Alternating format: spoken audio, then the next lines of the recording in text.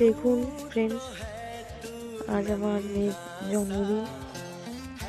আমি যেটুকু পারছি, যতটা পারছি আমার মেয়ের জন্য করেছি। এবার দেখুন, একটা একাকিত্ব ভাবটা রয়ে যায় হয়তো সব সময়, যতই খুশি হই।